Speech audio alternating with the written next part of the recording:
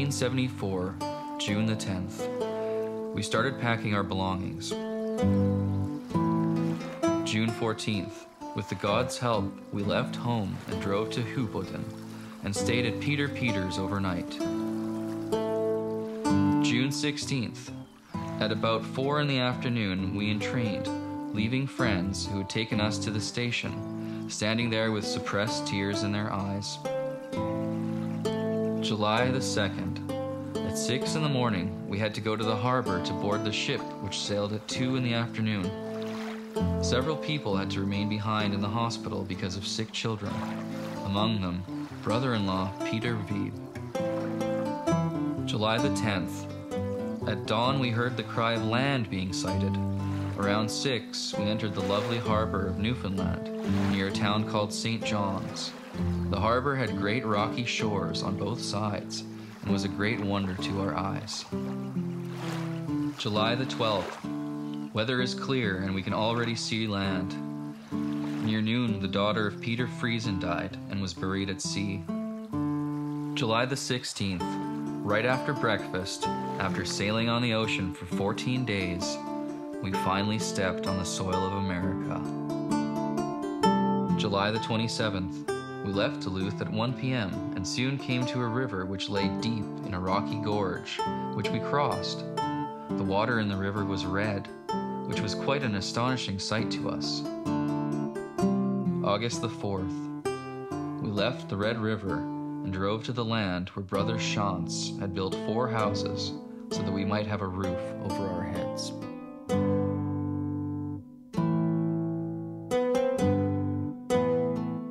The first boat to arrive actually carries the families that established Bloemendaal and Kleefeld, which are 2 communities today. Kleefeld in those days known as Groeneveld. And then there were successive riverboats that came. The Steinbeck settlers don't come until September, right? About 6 weeks after or a month after the first settlers did.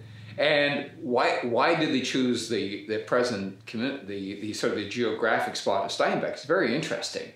In part, they chose that piece of land because that was a piece of land left over. And it was, in a sense, the corner, you know, way back in the corner of the East Reserve. Like Niverville and present-day New Bothwell and so on, they're closer to Winnipeg. And so, in a sense, Mennonites wanted to be both separate from the world, but they wanted to also be close enough to Winnipeg to trade. Our great-great-grandfather, Cornelius Levin, had 13 children. And he himself died the year before the migration. His body stayed in the Molucca. But all of his 13 children and their descendants came to North America. Cornelius W., he comes at 11, and he grows up here and marries a girl by the name of Taves, Anna Taves. The 2 of them have 8 children, 8 living children. 5 boys and 3 girls. She dies at age 38, 39 after these 8 children. After a year or 2, Grandpa looks around and he finds a widow, a Mrs. Dick, her maiden name Reimer Dick. And they have another 6 children, I think. And those are D loans, T loans and D loans. And it was an integrated family, and that's roughly when I came in. I was born in 1925. I was the second of 3 living children in our immediate family. There had been 2 earlier children, a boy and a girl. They died in infancy, and we never knew them.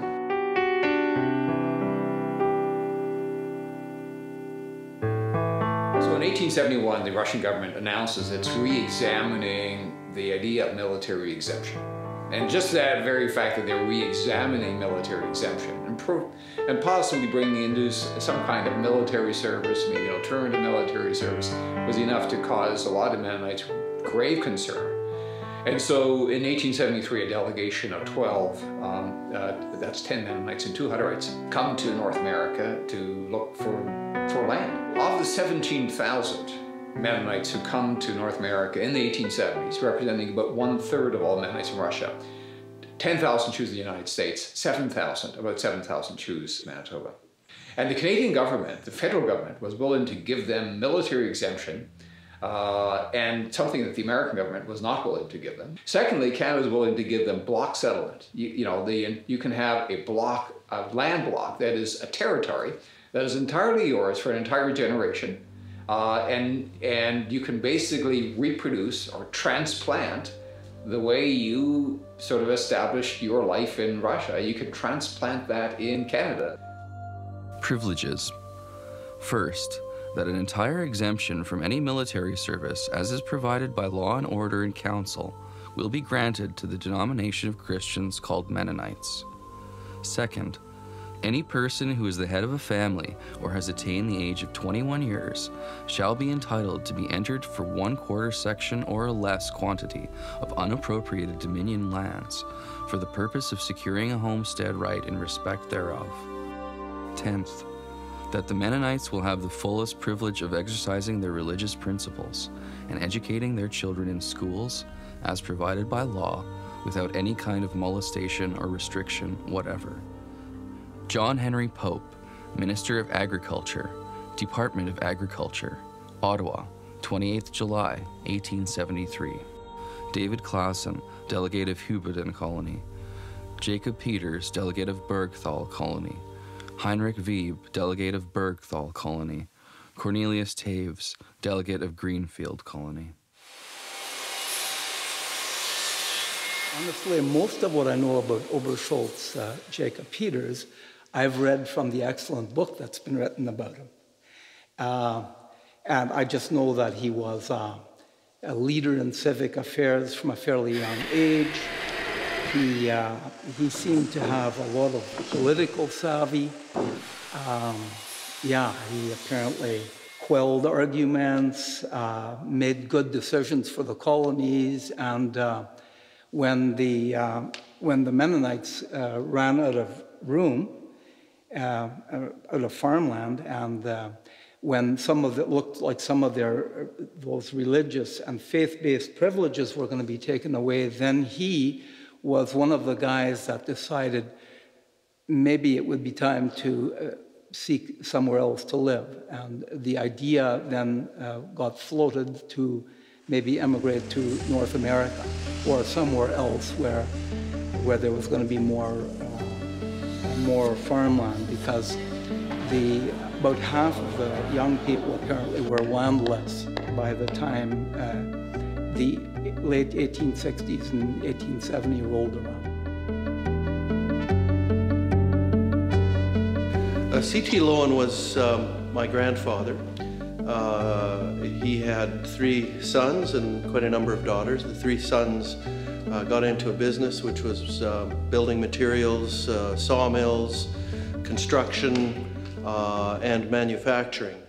My branch of the family ended up controlling the manufacturing side of the business, which became what is today Loewen Windows.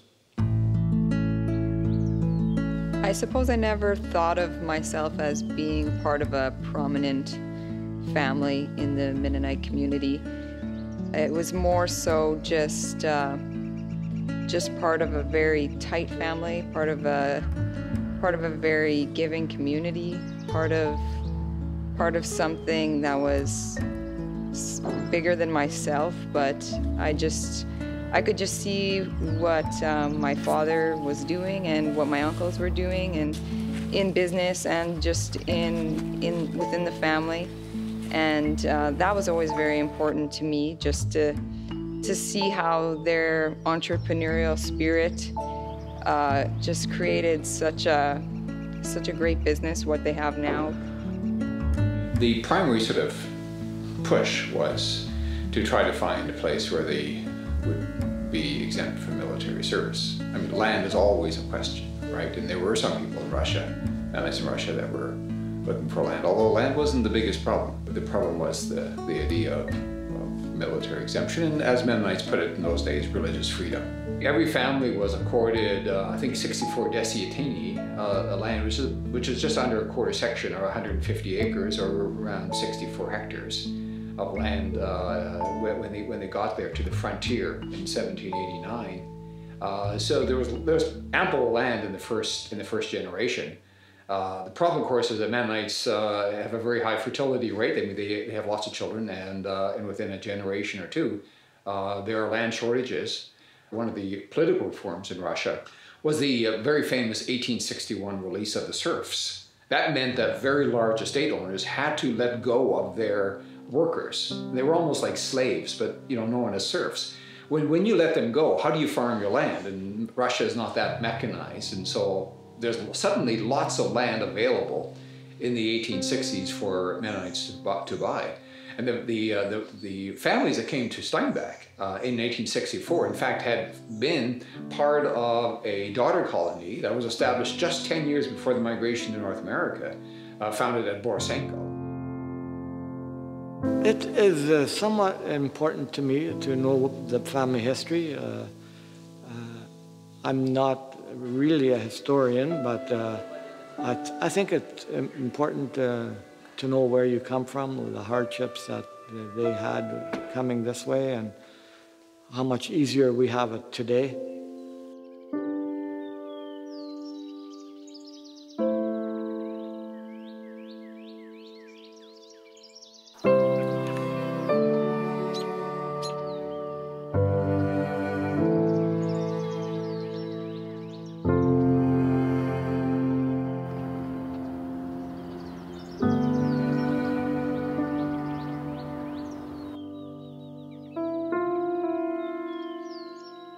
You got to really wonder about these pioneers, because I read somewhere that this man, after 24 days of illness, he passed away, and just prior to that, a couple of days earlier, 4 of his grandchildren passed away. So, and he outlived, I think, 5 of his own children. And it's just it amazes me when you think about it.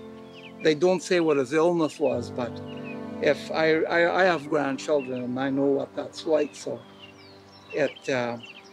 if he wasn't made of iron, then he must have died of a broken heart, I think.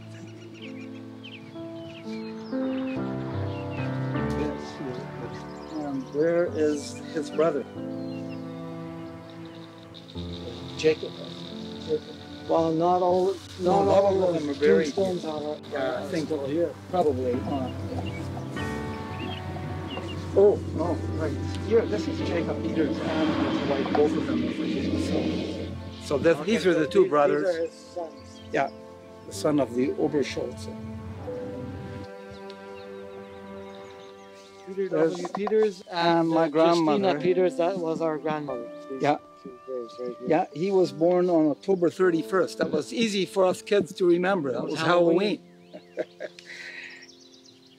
So that was, yeah, his birthday was easy for children to remember. He was 80 years old when he died. And grandmother was 94, I think. In fact, she passed away when we were in Akron, so I wasn't there, but I still remember the day he passed away very clearly.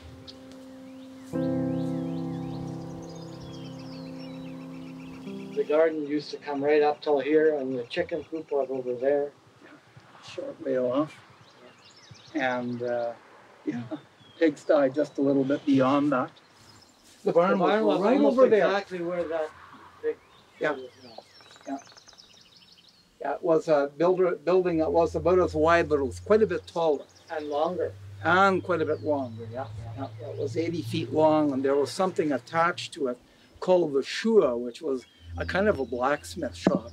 I remember as kids, we'd play in there all the time and misplace all the tools. They used the name of the village, Folvot.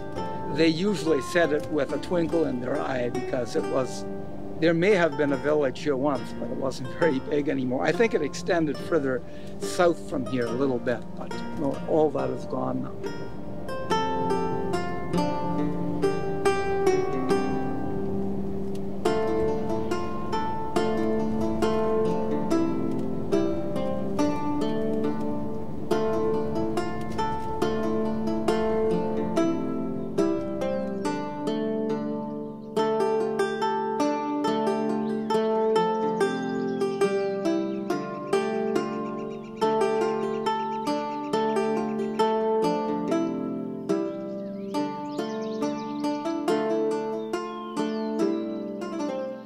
I lived on the yard. I don't know, it's all gone now, of course. So for me, that meant playing in the graveyard and back. I grew up with those ghosts from my past, right? And heard the stories from my grandparents, and we lived on the same yard. I grew up in a little house. I was born in 1952. Yeah, that's it there. And it was about the size of this dining room, not much bigger, and that's not a word of a lie.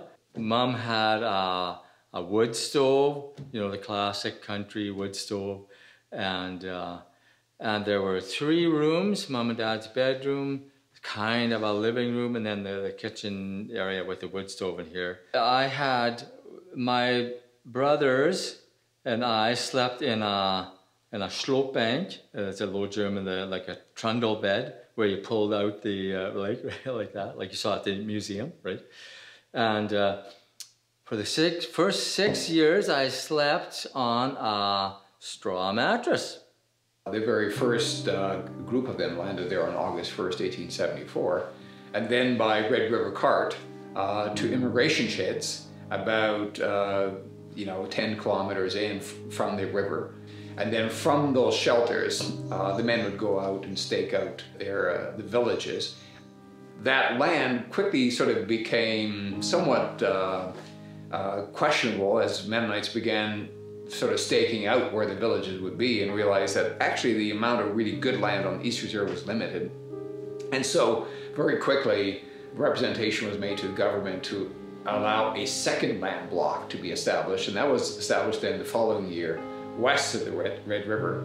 And so very quickly you get the ideas of the East Reserve, that land block east of the Red River, and the West Reserve, the land block west of the Red River. In 1973, there were in fact delegates sent to North America. Some came to this part of Manitoba at the time.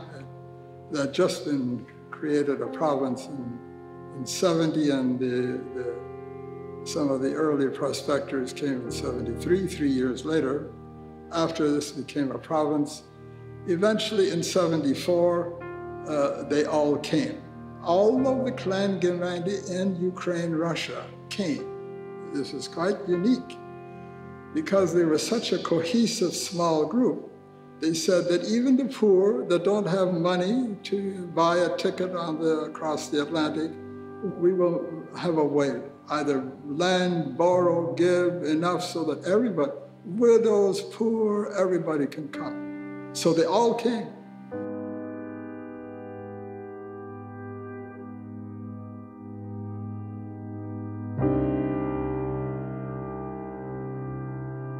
Mennonites were able to, in a sense, transplant the way they owned land and operated land and lived in villages from the old country to Manitoba. Mennonites who came to Canada didn't really like living that way. They were used to living in villages in Russia, all the farm families living in a village, and then going out beyond the village to do their cultivation.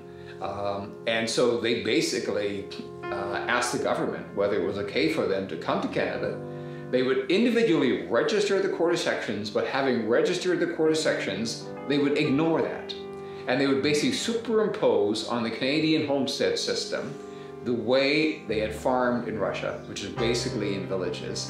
And then they would basically sort of take all the quarter sections, all the Steinbackers who had registered quarter sections, would basically pool them and say, okay, this is the land territory of Steinbach, and part of it we're going to make into a community pasture, and part of it will divide it. There's 18 families in Steinbach. We'll divide into 18 strips of land. This is the good section of land, so everybody gets a strip of good land, everybody gets a strip of bad land, and so on. And this is where we'll put the village, and the village is created alongside a creek or a little sort of stream.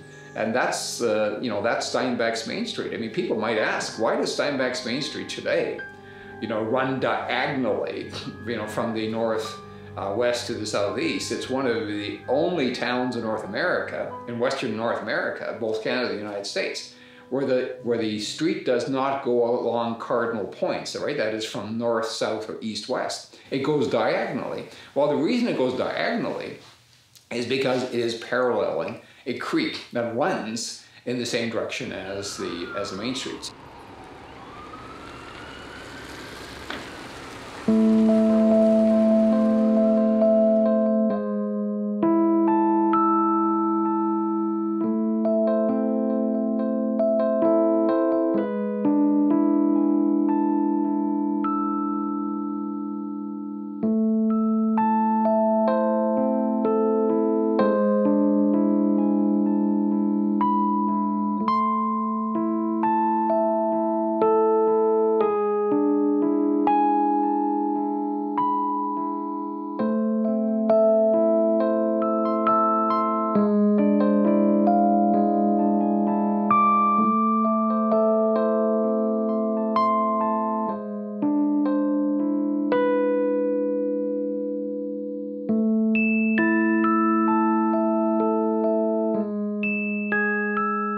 First of all, the Mennonite community isn't the only community that has prospered here. There are many people from many parts of the world that have prospered in Canada. It was relatively unsettled 140 years ago and compared to Western Europe or parts of Asia. So with the technology that our people brought with us, there remained a tremendous amount of opportunity to settle, to develop agriculture, eventually to develop trade and manufacturing, eventually educational institutions and so on. So Mennonites in particular, I like to say we were literate peasants. Because of our faith, it required us to be able to read the Bible. Most people were literate, even though we were rather common people who immigrated here with very modest means.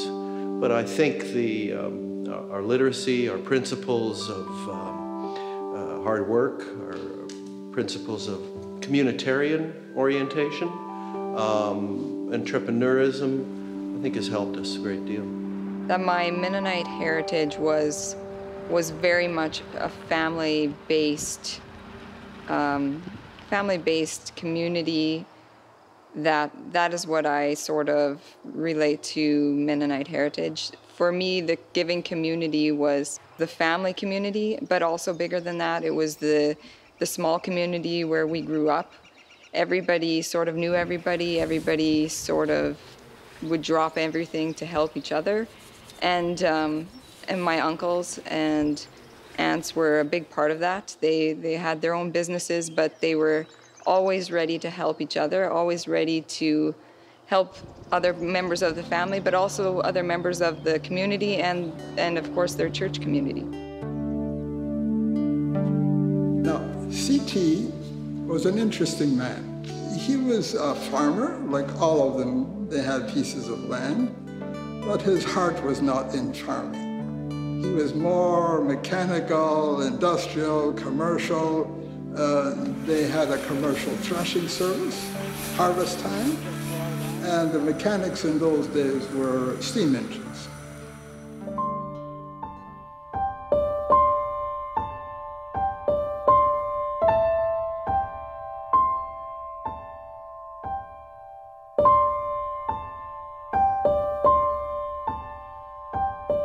To the Mennonite Jacob Peters for diligence in the years 1854 and 1855.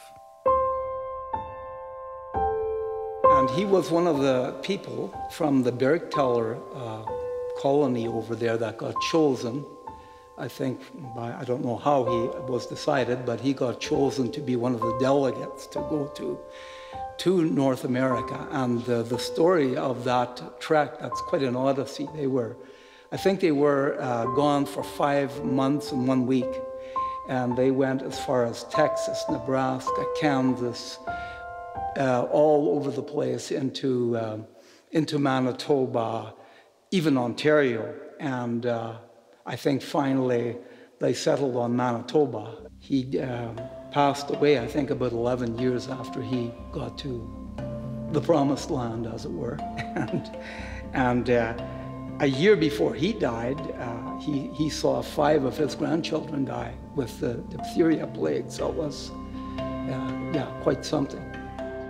And so the question exactly why Steinbach sort of became prominent is very interesting. Certainly milling became important, like to create, you know, lumber. The lumber trade was important, and Steinbach is located on the eastern edge of the East Reserve, close to the forests and so on. So that might be one reason.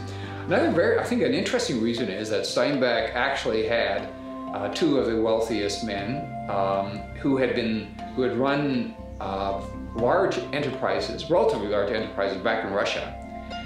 So Abram Friesen, you know, and Klaus Reimer, the 2 leading sort of Steinbach entrepreneurs, had been pretty entrepreneurial back in Russia.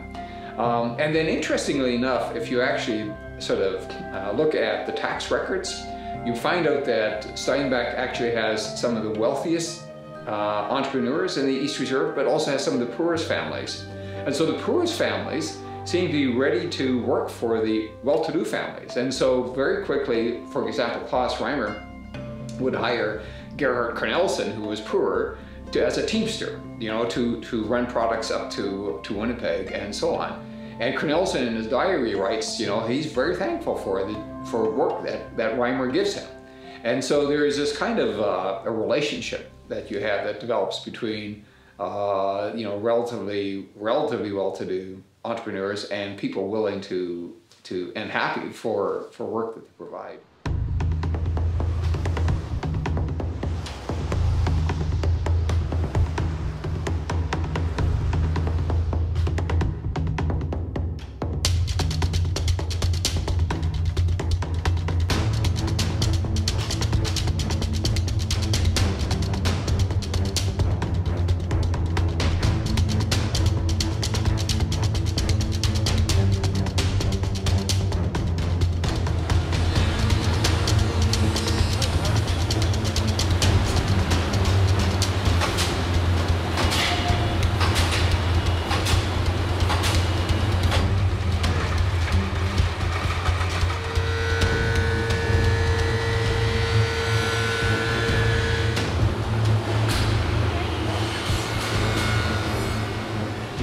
Surrounded by a lot of other people. But they knew that the Mennonite of the Clan-Gemeinde branch especially would keep his word. It was integrity. I'll be there on Thursday, they'd be there on Thursday. There was a tremendous drive of competency in certain mechanics. They would try steam engines. They would try the new Rumley. They would buy a Caterpillar, which meant that they were moving into point number 3, which was risk-taking. The Steinbach people were willing to take risks. Not foolishly, but calculated risks. Number 4 was we were communitarian.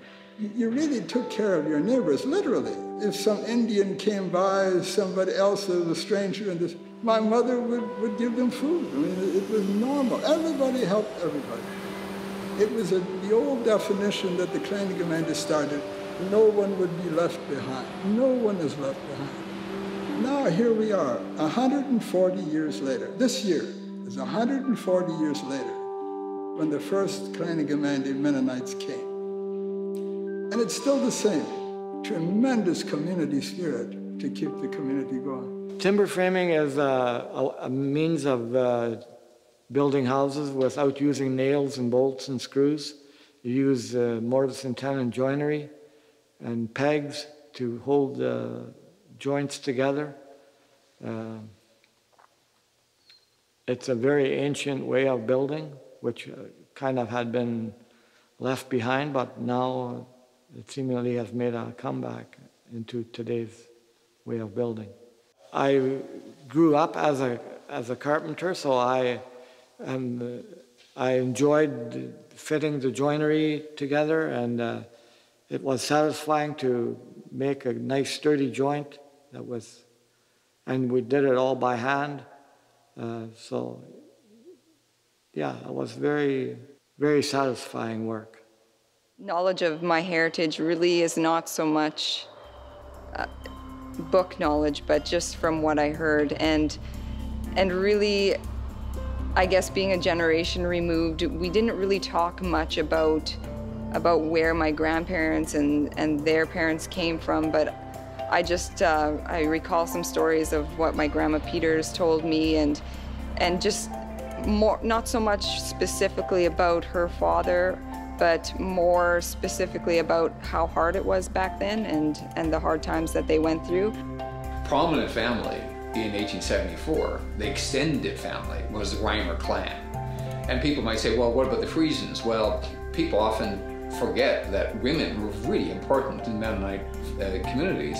And yeah, maybe a woman couldn't be a bishop or a minister, but they had influence. And people often forget that Abram S. Friesen, the person who sort of built the first windmill in Steinbach, that his wife was a Reimer.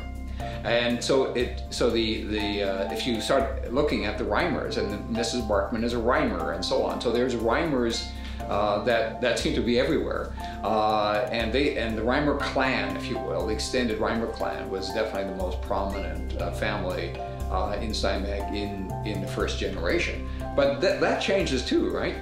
So today, I don't know whether there's a single business in Steinbach that bears the name Reimer. Until a couple of years ago, there were Reimer agencies, and there was a Reimer pharmacy, and those are Reimers that were related to the original Klaus Reimer. But families go through changes, or communities go through changes. So at some point, the Lowens were very important. C.T. Lowen, his brothers, C.T. Lowen, the founder of the lumber yard, and his sons founding the Lowen Windows factory, and so on. Well, C.T. Lowen had brothers, J.T. Lowen, who was a mover, A.T. Lowen, I.T. Lowen. They owned car dealerships and funeral homes and so on. So the Lowens were sort of, in a sense, a prominent family at some point. But the Lowens came to Steinbach a couple of years after the first settlers. In fact, the first Lowen, Cornelius W. Lowen, came to Steinbach only after his wife died, and he married the widow of Jacob Barkman, who had drowned in the Red River in June 1875. And so he comes to Steinbach because he marries a Steinbach woman.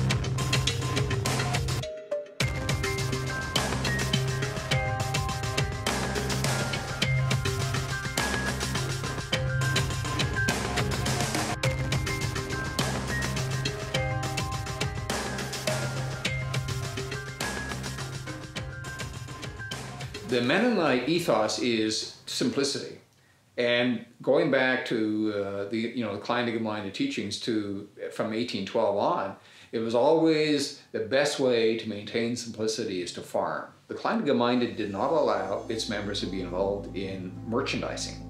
Merchandising is something that wasn't considered to be a kind of an honorable way of making a living. The church leaders sort of gave him permission, tacit permission, not enthusiastic permission, but it was okay, it is a necessity, but keep your business simple. And of course, he didn't. His sons owned, one of his sons opened up 3 cheese factories, another son opened up a store even bigger than Klaus Reimer's store. And so there were these dynamics then with the church leadership, which was always concerned that things are getting too big and too fast. Capitalism is taking off, there's too much greed, and then with profits come changes of lifestyle, And by the early 20th century, cars are introduced, and so there are these concerns that money isn't necessarily a good thing. There is a latent kind of a work ethic, and I have to agree with it. I'm sure other cultures and streams had too at the time, so it's more time related, right? They just learned to work from an agrarian setting, right? Everybody works kind of thing, right? And does their job, and then that makes the thing work, right? The little farm. There's a sense of duty almost, faithfulness, does that come out of a religious understanding or a sense of, a spiritual understanding that you should be faithful, to God. Yeah, there's a sense of stewardship, right, with the things that you do, right? The one thing where I really do connect with the Oberscholtz and that whole lineage is we grew up on the very farm where those people landed in Fulvert, we say in original. And the street that's right beside it is Reichenbach, and that was the other half of it. The other brother settled over there. And so, yeah, we grew up on that yard, and there was this very, very large barn, that's sort of an iconic building in our area. You could see it, not quite from the 13-mile corner, but when you headed east on Highway 52, you could see it from quite a ways off. And yeah, that barn always gave me a warm and fuzzy feeling whenever that thing came into view. So this is the painting I was telling you about. I grew up in, here's that little cluster of buildings. I didn't mention this was the granary. This is the little house that I grew up in. We were 7 people in it, in that little place. And this is Grandma and Grandpa's house. This is the Zamachek, the summer kitchen. Here's the barn without the house on it. Here's the chicken coop, chicken barn. And the 52 highway would have been running east-west in front here. Grandfather's farm was a mixed farm. There were cows in here. They had a small dairy. They milked about 10, 12 cows, yeah. And they had some hogs, some chickens. Yeah, they had a quarter section of land. They had some tractors that we drove even when we were 6 and 7 years old. So, yeah, was kind of an adventure. The combination between this mechanical business mind of the Lowens and these Friesen girls, because remember, they both had married Friesen girls. And the Friesens were not good farmers, they were not good businessmen, but they loved poetry, they loved knowledge, they were informed about geography, what little things they could have. Usually the publications were all in German, but they were knowledgeable. The Friesens knew everything, what was going on in Florida, what was going on in the Ukraine. The Lowens, well, they would hear about it, but they were very much geared on what's happening right now in my factory or in my business and what's. So you had this combination of what eventually became liberal arts studies, academics, which is still a Friesen heritage, and the business heritage, which was a Lowen side of things. That's where I come from.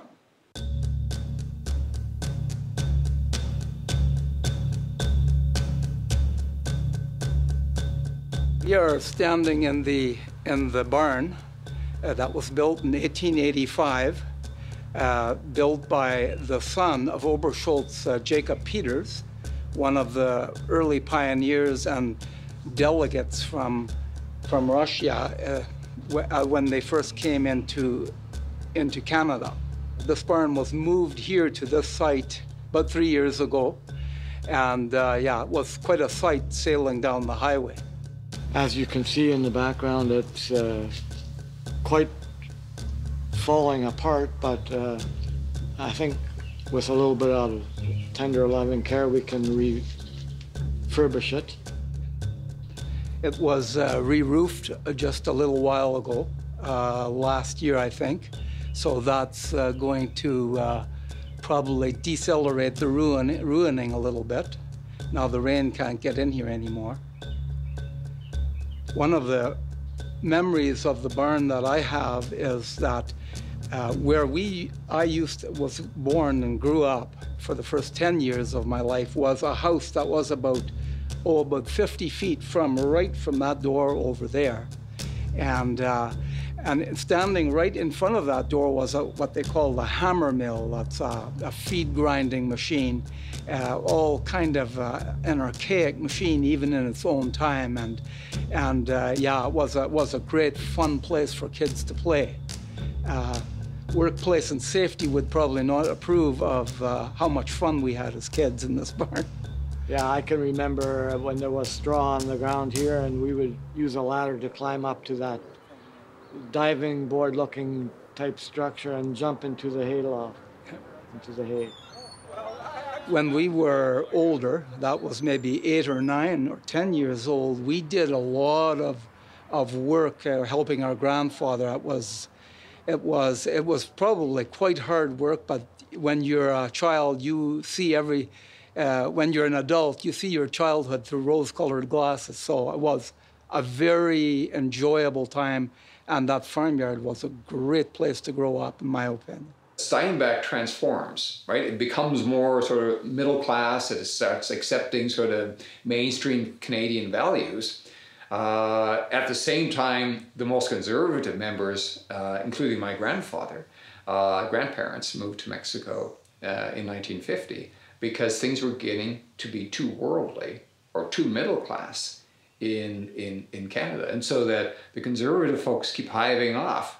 And as they move south, in a certain sense, they liberate the folks who stay back in Canada to, become more middle class, if you will, in terms of values. This is a constant internal conflict amongst Mennonite communities. How do you remain simple when, because of hard work, you become well-to-do?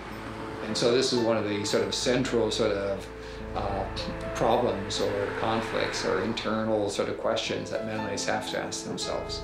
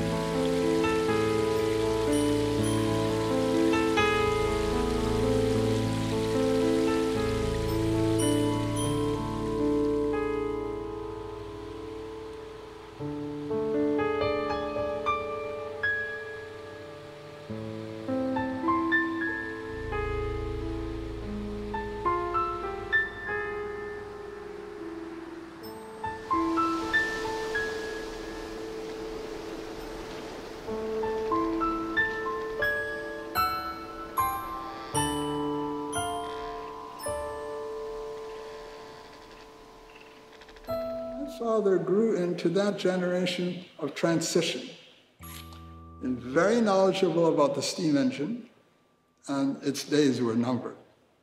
In came the Rumley engine. The Rumley engine you'll still see here at the museum. It was using oil, but it wasn't yet the full piston engine. Then came the piston engine. And that's when my father and Uncle C.T., these were brothers, the oldest and the youngest of that first clan, they got together and they bought one of the first Caterpillars. One of the biggest changes is actually not the multicultural face of Steinbach, but in fact how Mennonites have, in a sense, abandoned their Mennonite faith traditions and embraced sort of mainstream evangelical thinking that might not differentiate them from evangelicals throughout North America. And that if you're looking at changes, this is probably almost more significant than the changing multicultural face of Steinbach. Now, having said that, there are also all kinds of ways that you can maintain simplicity Certainly, many Mennonites talk about the Anabaptist vision. You know, what was the Anabaptist vision? What was the vision that caused the Anabaptists, you know, who were known as Anabaptists before they were known as Mennonites, 500 years ago? What caused them to leave the main sort of state churches of the time and become churches that emphasize nonviolence and simplicity and so on? Well, there's ways of reproducing that in today's society, and some of the young people are showing us how to do it. You know, some of the young people are living in intentional communities. Many young people are giving a couple of years to volunteer overseas and so on, and talking about this idea of following Christ in simplicity and nonviolence and peace and so on. We do not have a monopoly on divine revelation, or we don't have the only cultural solution to how to behave in the world. And we can learn from other of God's creatures, others of God's children who come from completely different backgrounds, not only other European non-Germanic traditions, but also from other peoples of the world, Asian, other parts of the world, including Canadian First Nations peoples. Many of those cultures have positive perspectives that I think we can integrate into our faith to make for a more harmonious world among peoples. There are no more places for Mennonites to run and maintain their pure culture. The world is been pretty much explored. Populations have exploded. We must continue as we have to learn to work with other cultures, other faiths, other faith traditions to benefit God's creation.